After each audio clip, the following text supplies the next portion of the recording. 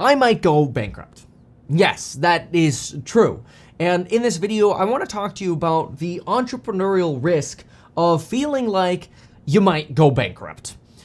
So first, I want to explain that when I became a real estate agent, I had a steady job working at Red Robin as an expediter. I never made it to server. I moved from Jamba Juice. I made $1 more per hour and I was so excited, but I never made it to server. And you know what? I just decided that's it. I am going to quit and I'm going to become a real estate agent. I didn't make a dime from that for 11 months. It was a YOLO. It was a YOLO to start a real estate business at the bottom of the market in 2010. That's crazy. Why would you do that? But I did. And I did the same thing again, pretty much, when in 2013 I decided, you know what? I'm gonna YOLO a substantial portion of my net worth into doing a TV commercial to blow up my real estate business. And then I expanded the business into different verticals, getting a construction license and a lending license, and some things worked out and some things didn't. And then I quit that entire business because I was doing YouTube, and I started doing YouTube full time. Now remember, I became a multimillionaire well before YouTube. I just brought the teachings of real estate and stocks to YouTube, and people enjoyed that perspective. And I'm so grateful for that. I'm so grateful that you come here to watch me flip-flop all the damn time. I think nobody knows how to flip-flop better than Kevin. And look, I like flip-flopping because PPs flip-flop all the time. And that's something you have to remember, is that PPs are not constant. They're never constant. They go up and down. PPs flip-flop all the frickin' time. Pricing power for companies change. Business pricing power for where you are in your life changes. I am a conservative, in my opinion, real estate investor. Really conservative real estate investor. But I'm also willing to make really big bets on businesses, whether that's in stocks or in my own businesses. And right now, I'm at another critical point in my life where I've decided to make a really big bet on my businesses. And that could go personally really badly for me. Now, whatever ends up happening, I'm going to share everything with you. I certainly don't think that I'm going to go bankrupt. I think that I'm 98% certain that I personally will be totally fine. But I want you to see what I just personally signed up for. And then, of course, I'll talk about what implications this has for my my ETF and House Hack separately, right? This video is about me. This is not, I always have to be very clear because sometimes people see me make a title like this or a video like this and I'm talking about me personally, and they kind of conflate that with like an ETF or House Hack, the real estate startup. This is very separate from those. So keep those in the back of your mind, but I'll circle back to those. So what did I just sign up for? This, folks, I just personally signed on a $9.6375 million of debt. This is the largest loan, single loan. I've had more loans than this, obviously, in real estate, but this is the largest single loan that I have ever personally signed on. This loan is being written to the Not My Tesla LLC. That's because, unlike Tesla, I want this to go up, preferably not down. And I am myself and Lauren are the signers and personal guarantors of this loan. So if this loan goes poopy doopies, then I am personally on the hook for this. Now, again, I want to be so thankful and grateful to you because if it weren't for you as a community watching my videos and the thousands of you who are course members or affiliates for my courses who are like, dude, you know, love Kevin or hate Kevin on YouTube, these courses actually do have tremendous value. The course member live streams, love him or hate him, Kevin as a person, damn, there's some really good research and insight in those that you're not getting anywhere else. I mean, you're getting basically my brain and my team's brain just dumped to you all in Q&A format and research format. Look, I'm not trying to sell you on it. I'm just trying to say thank you to all of those of you who support me because you make this possible, right? You make it possible for me to take this risk. This is a risk I'm taking. You know, some people are going to look at me and go, you're an idiot. And people told me I was an idiot when I did my TV commercial for real estate. People told me I was an idiot when I became a real estate agent. People told me I was an idiot and I should get a real job when I started my YouTube channel. You know, like, I'm always called an idiot. And every time somebody calls me stupid, it's a sign that, maybe that is what I should be doing. So I'm getting called pretty stupid about this, and people think I'm trying to, like, subsidize some kind of, like, luxury lifestyle with this. And I'm gonna show you some pictures, okay? And then I'll show you, like, the monthly payment that I'm facing with this sucker as well. Yeah, look, when you see this, it's gonna look like a butter purchase, okay? Because I've always said that stuff like this is butter. This is a Phenom 300E small jet. I call it a baby jet. It is a two-pilot, it can be flown single pilot, but it is a two-pilot twin jet airplane. This is extremely expensive. It is basically a $13 million plane.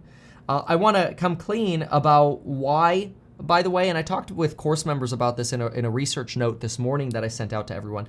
But I just want you to know what I faced when I was looking at this. First, I was told that I'd be looking at 10% down on a plane. Okay, 10% down is very, very different from where we ended up.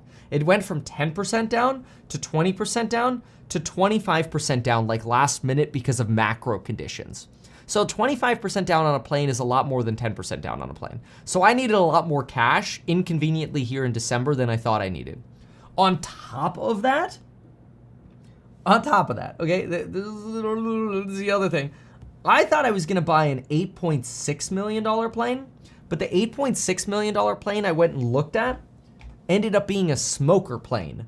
You wouldn't know that from the pictures and stuff. They said they redid the interior. And I'm like, I better go check this thing out. Much like in real estate, you go there and it's like, oh, that's why that one ain't selling.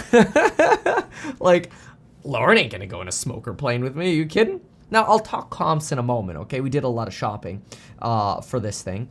But, and I'll talk to you rationale for this, although I'm not trying to, like, justify this thing. It's a business risk, okay? I'm not trying to subsidize a luxury lifestyle. It's a business risk. But this is a big deal. So I had to pay more for a plane than I was expecting to.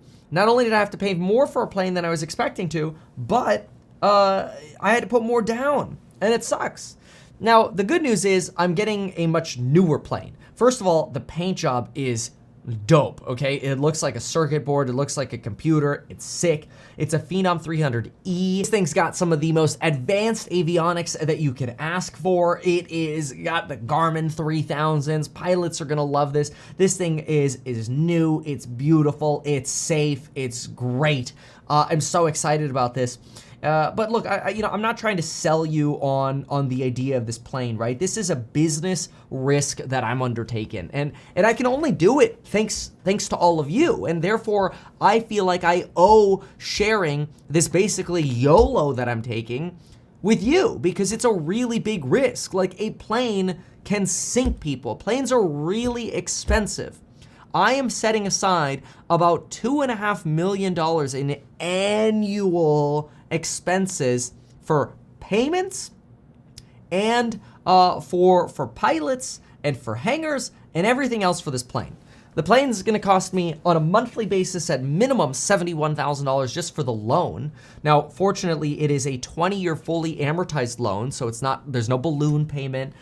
Never do those. There's no, variable rate, which I probably wouldn't mind at this point because I think the rates are gonna go down. But there's also no prepayment penalty, so I could refinance, which is nice.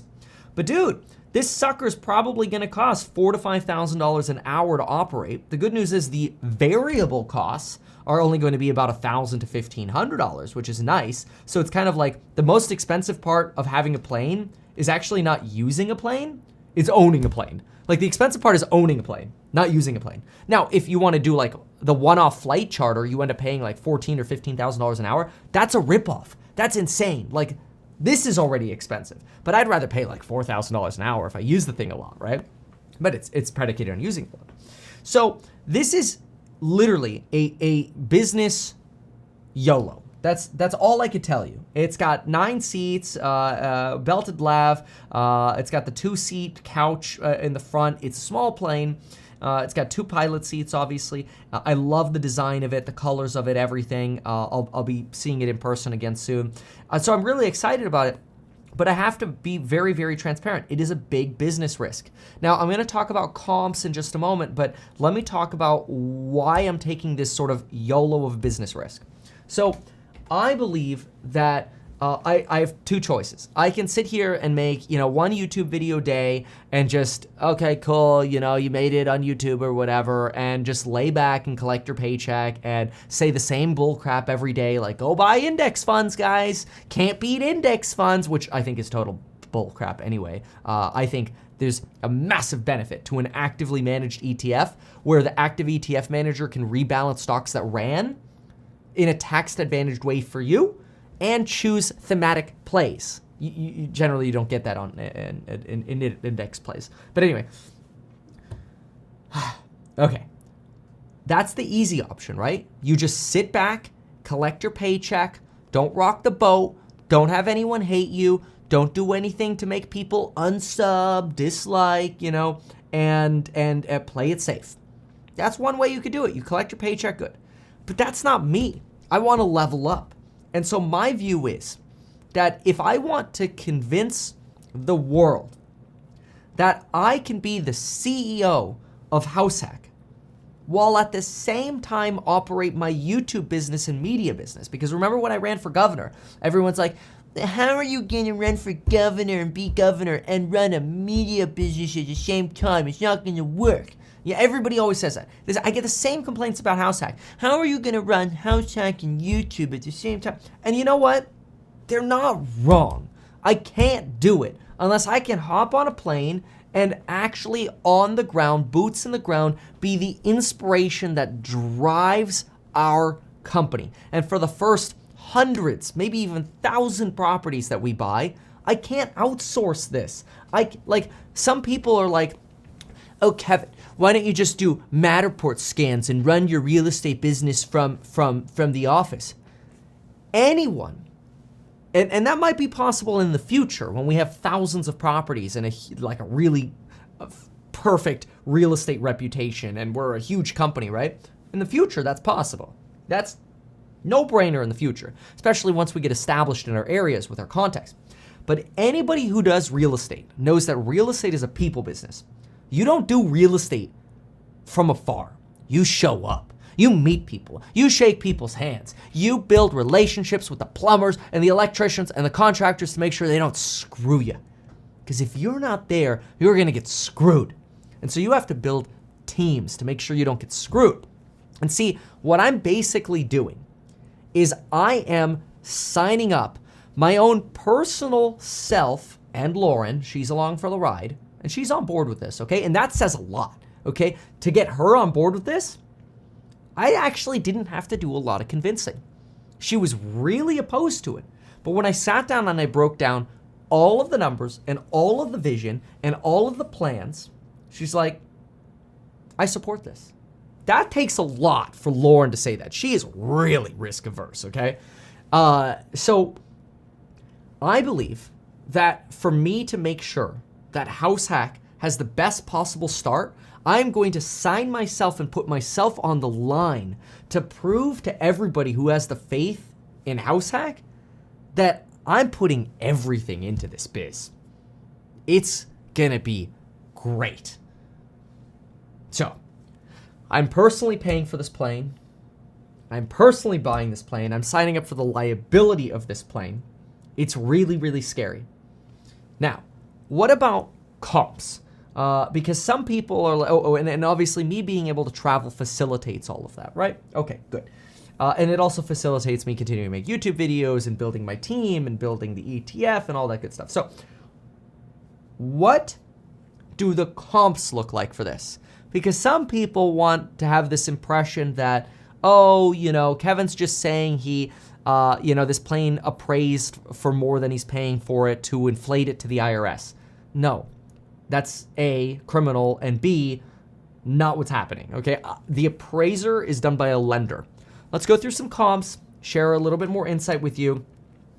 and then I'll come right back. Hey, so just to provide some insight into how that works, I actually did shop for many different planes. Last year, I was actually briefly in escrow on a plane, had a $300,000 deposit on it. I got all of that deposit back, less net about $25,000. So I did eat about a $25,000 cost on the last plane, but that's okay because I got a plane that's much more efficient. It's smaller. It's not as big as the last plane. Maybe I'll reveal the last plane at a different time, but that was way too much play in the last one. But anyway, these were some of the other models that were available, like a 7.99 million 2010. So you could see like 2010 was selling for 8 mil. That thing's like 12 years old. It's got 5,000 hours on it. That's almost what they call a charter dog, where people kind of just rent them out while they're not using them to a charter, and they get the miles put on them. And they're called hours. Planes are operated by hours.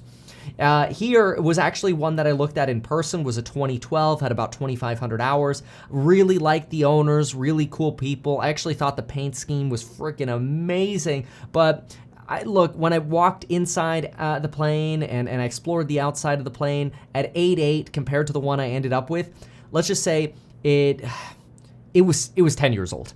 And it was previously from Germany and France, and the Germans and French, they like smoking, okay? I'm not a big fan of that, and Lauren would never go on, okay? Let's just say. Anyway, so that's 8.8, and these are like relatively close to market prices, because you look at some of these selling 2015s here, 2,000 hours, 885 hours, 9.5 to 9.6 mil. Here's one that had belly damage to it, a 2018, 10.25 mil, 2018, between 1,500 and 600 hours, depending on, but both of them in the 11 millions. And now this is where the E-class starts. The E is in the enhanced model, a newer avionics, a faster plane, and a more fuel-efficient plane. The 2019 that was available had about 900 hours, about 12 million for that one. The sold prices here, there were some 2020s that sold around 12.99, so about 13. 2020 sold for about 12.5. So you can see, the market is there. Now, you need to know that this is kind of like what happened with used cars or even new cars, where at some point they were actually selling for over MSRP. The same is actually true with the Phenom 300Es. If you want to get a new Phenom 300E right now, you'll be on a waiting list for 2.5 years. And I don't know if I'm going to have the same tax situation in 2.5 years. I'm certainly going to have a different tax situation because I'm not going to be an S corporation anymore. My media business is moving to a C corporation, and so our taxes are already going to downshift from 50% to closer to 30%, potentially even less.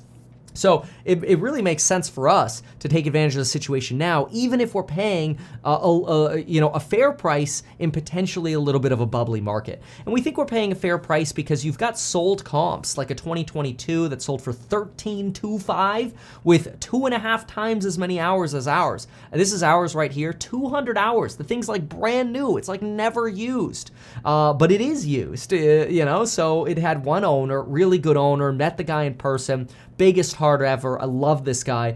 Really, really cool guy. I want to interview the guy on the channel. Anyway, he would be fascinating to have on here. 12,850 is what we're paying. The comps, the other solds easily brought it in at that. So this is not a matter of like, when I say, it appraised for $450,000 over what we're paying for it, this isn't like we're trying to tell the IRS, it's worth more. No, this has nothing to do with the IRS. This is not an assessment for the tax assessor. This is straight up for a lender to say, hey, do we feel comfortable lending on this plane? Because if it doesn't appraise, we don't feel comfortable lending on it. So this is a lender's security to lend to us. This is not, again, for taxes or anything like that. It's not me trying to like fluff, look, I got a good deal on a plane. Look, I think I did a good job. I do think I'm buying at a little bit of a bubbly time, but that's just the corner I'm backed into because of the tax situation and also the timing of me starting my startups. So I'm willing to bite that cost, and the good news is nobody else is. I'm taking that risk. Actually, so is Lauren. Lauren's also taking the risk. Okay, so there you have some insights into why I'm buying this, who's signing up for the debt on this plane. It's me. It's a personal LLC that I have. Well, the LLC is owned by my media business, right? But we're personally guaranteeing it. But the media business is buying the plane, right? This is clearly a business use plane. I'm doing this so that I can continue both of my businesses. and I'm signing up for a lot of risk. It's really, really scary. So I have no idea how these things are going to play out, but I have a lot of hope. I also think that house hack has a very, very high likelihood of success. No guarantees. I can't make guarantees. You have to read all the risks and disclosures at househack.com, right? But let's just put it this way. Look at the bet that I am making on house hack to make sure I can do the best I possibly can to provide a diversified portfolio of real estate for that company. It's going to be really, really exciting. So I'm personally jumping up and down with enthusiasm and excitement. I'm excited to share this with you, and I just have to thank you, because without you, this risk would not be possible. And as a result, I will make sure I continue to provide value to you, because I always want people to think that if they're watching my content, they're doing it so that they can benefit, right? I want you to get more value than you give me. Like when you watch an ad on my YouTube channel, you pay me value, right? I hope you get more value out. If you buy one of my courses and you're, like, okay, I gave Kevin $500, let's see what he can do. I want you to look back on that $500 in a year from now and go, damn, dude, I 100x'd my money on that $500, right? That's what I want for you. And so I won't stop until that becomes a reality. Thank you so much for watching. This is scary, but I did it. I signed.